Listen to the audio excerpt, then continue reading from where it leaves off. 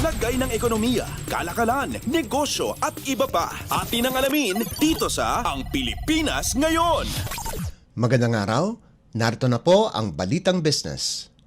Nakipag-partner ang European Chamber of Commerce of the Philippines o ECCP at ang Anti-Red Tape Authority o ARTA para mas mapadali ang pagnenegosyo sa Pilipinas para mahikayat ang mga investments mula sa Europa.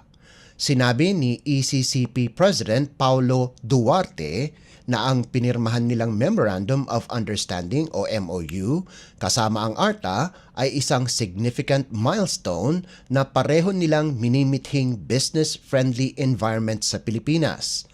Dagdag ni Duarte na sa ilalim ng partnership, ang ECCP ay magbibigay ng mga rekomendasyon sa polisiya para matulungan ang ARTA na mapanatili ang pagtutugon sa mga pangangailangan ng mga business o ng business community. Sinabi naman ni ARTA Secretary Ernesto Perez na ang partnership ay nag-ootorisa sa ECCP na tumanggap ng mga reklamo mula sa business sector, mga profesional at civil society organizations at i-endorso ito sa ARTA para matugunan kaagad.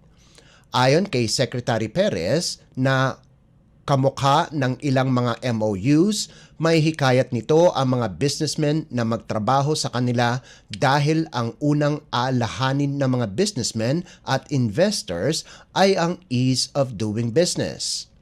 Sinabi ni Perez na ilan sa mga issues na sinabi ng mga European companies ay tungkol sa financing, proseso sa pag-angkat at ang kabagalan ng pagproseso ng mga permits at dokumento.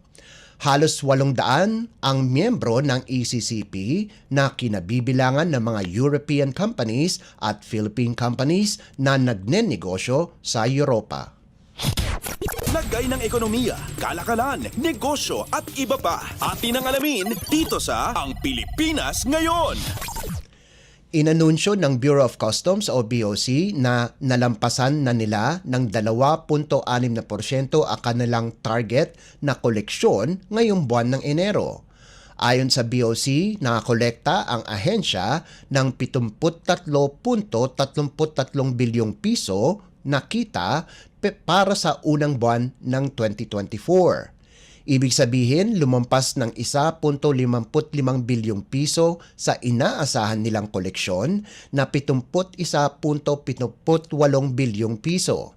Ang nasabing koleksyon ay mas mataas din ng 3.88% o 2.74 na bilyong piso kumpara sa kaparehong buwan ng nakalipas na taon. Ayon sa ahensya, naging susi sa mas mataas na koleksyon nitong Enero ang pagpapabuti ng sistema ng Bureau na madetermina ang halaga ng buwis ng mga inangkat na produkto, mas pinalakas na proteksyon sa border at pagpapadali ng pagproseso ng kalakalan. Samantala, ang target na koleksyon ng BOC para sa taong kasalukuyan ay nasa humigit kumulang 1 trilyong piso. Lagay ng ekonomiya, kalakalan, negosyo at iba pa. Atin ang alamin dito sa Ang Pilipinas Ngayon. Sinabi ng National Economic and Development Authority o NEDA na malaki ang ambag ng pagbabago sa telecommunication sector sa ekonomiya ng bansa. Ayon sa NEDA, na dahil sa pagsasabatas ng Open Access in Data Transmission Bill, mas maraming nakikinabang na Pilipino sa mabilis at murang internet services sa bansa. Kabilang narito ay ang Micro, Small and Medium Enterprises o MSMEs. Layunin ng batas na isulong ang mga pagbabago sa telecommunication sector.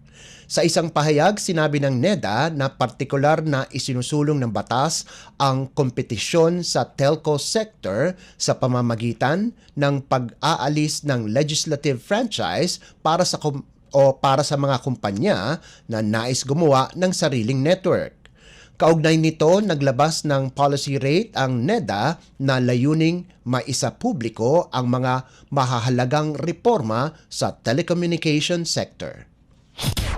lagay ng ekonomiya, kalakalan, negosyo at iba pa. Atin ang alamin dito sa Ang Pilipinas Ngayon.